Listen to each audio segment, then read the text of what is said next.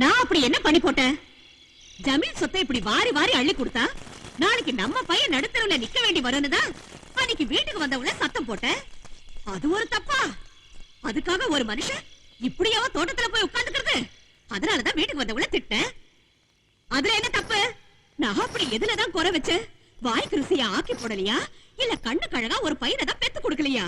ஏதோ வெளியில போற மனுஷனுக்கு நிறைய வேலை இருக்கிறதுனாலதான் மத்தியானம் சாப்பாட்டுக்கு வீட்டுக்கு வரதில்லைன்னு பார்த்தா, தோட்டத்துக்கு போய் பார்த்ததுக்கு அப்புறம் இல்ல தெரியுது இந்த மரமண்டைக்கு அங்க நடக்கிற கூத்தும் கும்மாளமும். எஜமா வந்ததும் வராததுமா மோர் கொண்டாந்து கொடுக்கறது என்ன? தலைவாழை இலைய அறுத்து சாப்பாடு போடுற ஸ்டைல் என்ன? கையில காயம் பட்டதும் கட்டு போடுறதுக்கு துடிக்கிற துடிப்பு என்ன? இதெல்லாம் எனக்கு தெரியாதுன்னு நினைச்சிட்டு இருக்காங்க. இதையெல்லாம் என் கடல பாக்கணும்னு எனக்கு தலை எழுத்து, தலை விதி. என்ன என்ன முறைக்கிறீங்க? ஏதோ தெரியாதனமா சட்டை கையில விழுந்துருச்சு. இதுவே அந்த சிரிக்கி செஞ்சிருந்தா இப்படி முறைச்சு பாப்பீங்களா?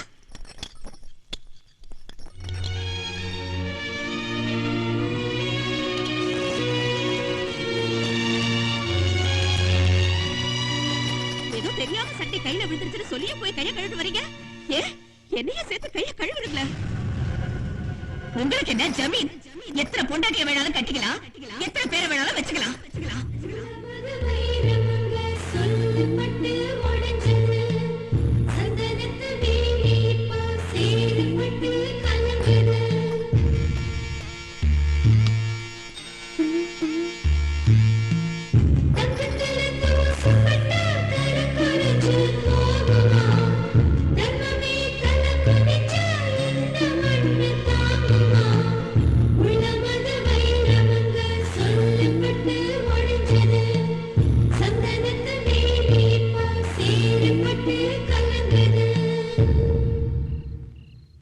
ஊர்ல இருக்கிற எத்தனையோ குடும்பம் ஒன்னால சந்தோஷமா 3 வேளையும் சாப்பிட்டுக்கிட்டு இருக்கு. ஆனா நீ ஒருவேளை சோத்த கூட நிம்மதியா சாப்பிட முடியலையே ஐயா. இப்படி ஒரு வார்த்தையை வாய் கூசாம சொல்லிட்டாளே, அது அந்த ஆண்டவனுக்கே அடுக்காது. என்னைக்குமே ராத்திரியில தோட்டத்துக்கு வராத உங்க அப்பா அன்னைக்குன்னு ராத்திரி தோட்டத்திலேயே படுத்துக்கிட்டாரு. மறுநாள் காலையில எந்திரிச்சு கோயம்புத்தூர் போகணும்னு சொல்லி என்னையும் கூட்டிட்டு போயிட்டாரு. அன்னைக்குன்னு பார்த்து உங்க பாட்டியும் தோட்டத்தில் இல்லை. அப்பதான்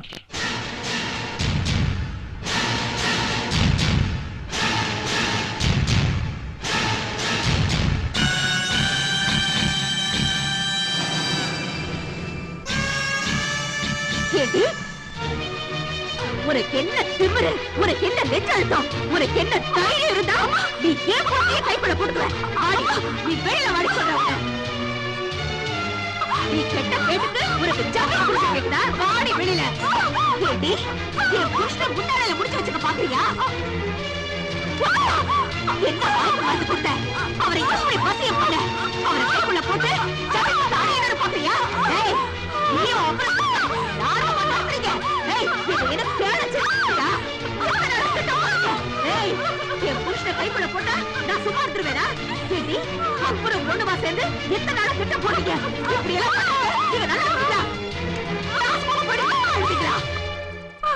இத பாரு, இந்த ஊருக்குள்ளயோ தோட்டத்துக்குள்ளயோ நாளையில இருந்து உன்னையும் அப்பனையும் பார்த்த தொலைச்சிடு வெத்துச்சு.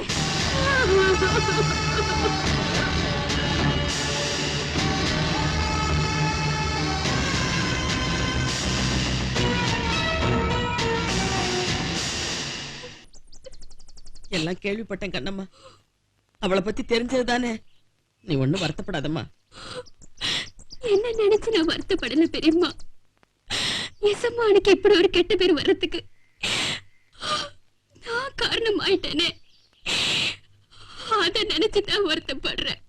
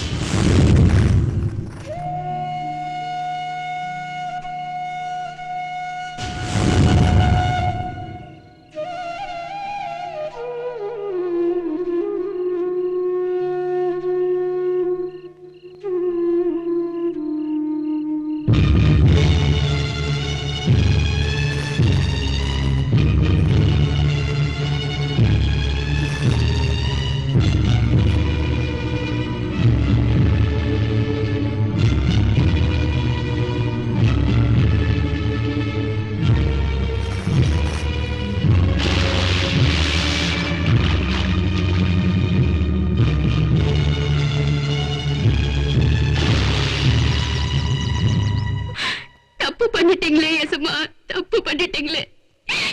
உங்களுக்கு வந்த கெட்ட பேரை போக்குறதுக்காக தான் நான் என் உசுரை விட போனேன். என்னை ஏன் காப்பாத்துனீங்க எசமா, என்னை ஏன் காப்பாத்துனீங்க? பைத்தியக்காரி, நீ செத்து போயிட்ட, அவனுக்கு வந்த கெட்ட பேர் போயிடுமா? யார் செஞ்ச புண்ணியமோ அந்த நேரத்துல வந்து உன்னை காப்பாத்திருக்கான். இல்லைன்னா நினைச்சு கூட பார்க்க முடியலையேடி. என்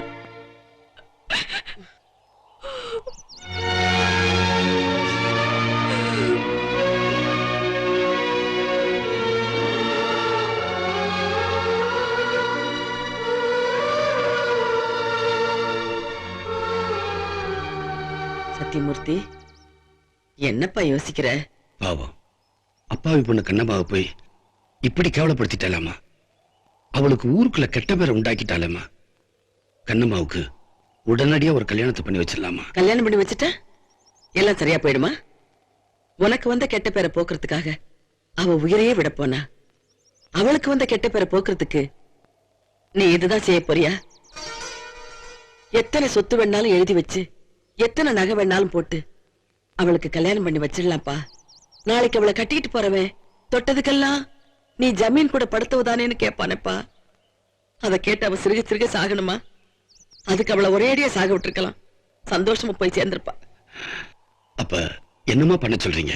உசுரை காப்பாத்துறது மட்டும் கடமை இல்லப்பா, அவளுக்கு வாழ்க்கையும் நீதான் கொடுக்கணும். என்னம்மா என்னம்மா சொல்றீங்க? ஆமாப்பா, ஊரே கேளு நாடே கேளுன்னு இப்படி அசிங்கப்படுத்துற என் பொண்டாட்டிய கையில ஒரு அருவாளை கொடுத்து விட்டுட்டு சொல்லியிருந்தீங்கன்னா நான் ரொம்ப சந்தோஷப்பட்டிருப்பேன். அதை விட்டுட்டு கண்ணம்மா கழுத்துல தாலியை கட்டுன்னு சொல்றீங்களே, எந்த விதத்துலமா நியாயம்? கொஞ்சமாவது யோசிச்சு பார்த்தீங்களா? கண்ணம்மா என்ன நம்ம தோட்டத்துல வளர்க்குற ஆடா மாடா? நாம நினைச்சா புடிச்சு கட்டுறதுக்கும் அவுத்து விடுறதுக்கும் எல்லா உணர்வுகளும் உணர்ச்சியும் உள்ள ஒரு பொண்ணுமா. அதுக்கும் தன்னுடைய எதிர்கால வாழ்க்கையை பத்தி கனவு இருக்கும், கற்பனை இருக்கும். தனக்கு வரப்போற புருஷன் எப்படியெல்லாம் அமையணும்னு நினைச்சு நெஞ்சில ஆசையை வளர்த்திருக்கும். என்னதான் தாழ்த்தப்பட்ட ஜாதியா இருந்தாலும் தன்னோட மகளுக்கு எப்படியெல்லாம் கல்யாணம் பண்ணி பார்க்கணும் பெத்த அப்பனுக்கு ஒரு அபிப்பிராயம் இருக்கும். அதையெல்லாம் கொஞ்சம் கூட பொருட்படுத்தாம, அவங்க கிட்ட ஒரு வார்த்தை கூட கேட்காம உங்க மனசுல இப்படி ஒரு எண்ணம் வந்ததே ரொம்ப தப்புமா. இல்லப்பா, நான் எதுக்காக சொல்றேன்னா, ஐயா ஐயா என்ன பண்ணிச்சிருக்க ஐயா. ஐயா புடிச்சு கட்டுறதுக்கோ அவுத்துறதுக்கோ மட்டும் இல்ல, நீங்க நினைச்சா எங்களை வெட்டி கூட கொள்ளலாம். அந்த உரிமை உங்களுக்கு இருக்கு ஐயா.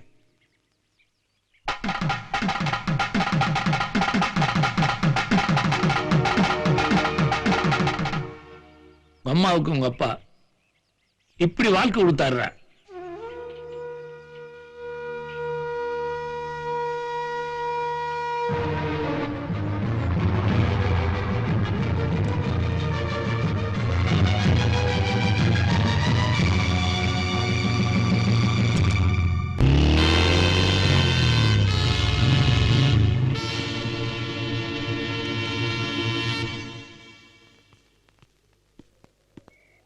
நான் எங்க அம்மாவை பார்க்கணும். உங்க அம்மா யாரு? கண்ணம்மா, அதான் எங்க அம்மாவோட பேரு. எங்க அம்மா நான் உடனே பார்க்கணும்.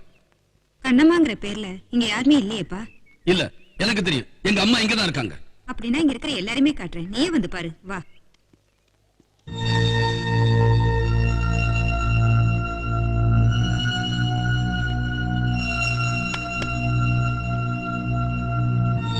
இவங்கள உங்க அம்மா யாரு? எனக்கு எங்க அம்மாவை தெரியாது, ஆனா எங்க அம்மாவுக்கு என்ன தெரியும்?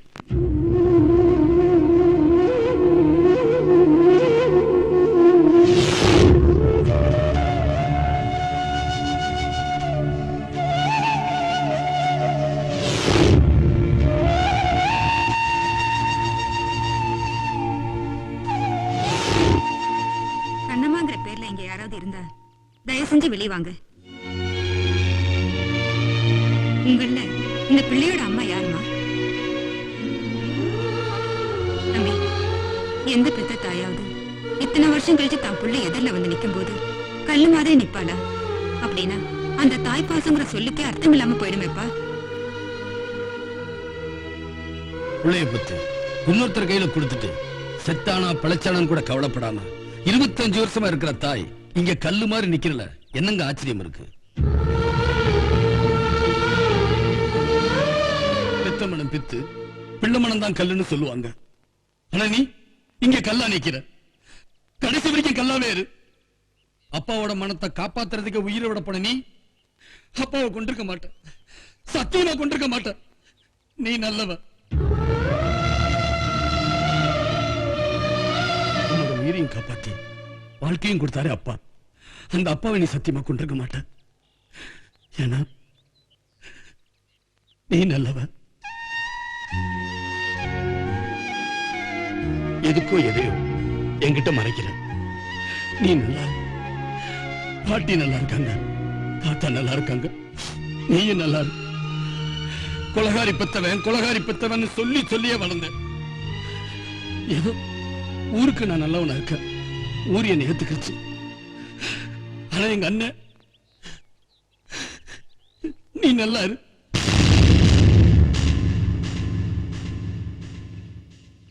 அப்பாவோட மனத்தை காப்பாத்துறதுக்கே உயிரோட போன நீ, அப்பா செத்த உடனே நீ செத்திருக்க வேண்டியதானே? ஏன் சாகல? அப்படின்னா சொத்தையும் சுருட்டிக்கிட்டு எவன் கூட ஓடுறதுக்கு உங்க அம்மா திட்டம் போட்டிருந்தான்னு 1000 பேருக்கு மத்தியில வச்சு கேள்வி கேட்டாரே எங்க அண்ணன். அது உண்மையா?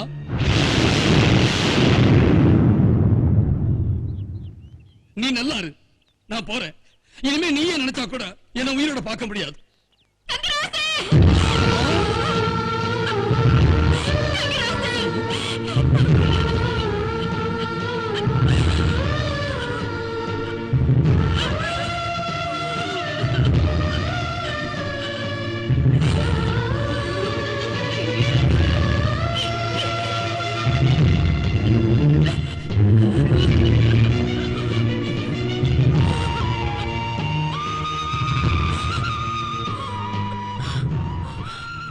உங்க அப்பா செத்தப்பவே நானும் செத்திருப்பேன்.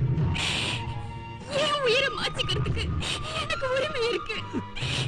ஆனா உங்க அப்பா சொத்து நீ என் வயித்துல இருந்தீங்க. உன்னை கொல்ல எனக்கு என்னப்பா உரிமை இருக்கு? அந்த தெய்வத்தோட சொத்தாச்சு நீ. உன்னை நான் காப்பாத்த வேணாமா? சொல்ல தங்கராசு. அப்படின்னா அப்பாவை கொண்டது யாருமா? சொல்லுமா, சொல்லுமா, அப்பாவை கொண்டது யாருமா? அது மட்டும் கேட்காதுப்பா. அப்படின்னா நீ இருக்க வேண்டிய இடம் இது இல்லம்மா. ஊருக்குள்ள ராணி மாதிரி என் கூட வந்துருவா.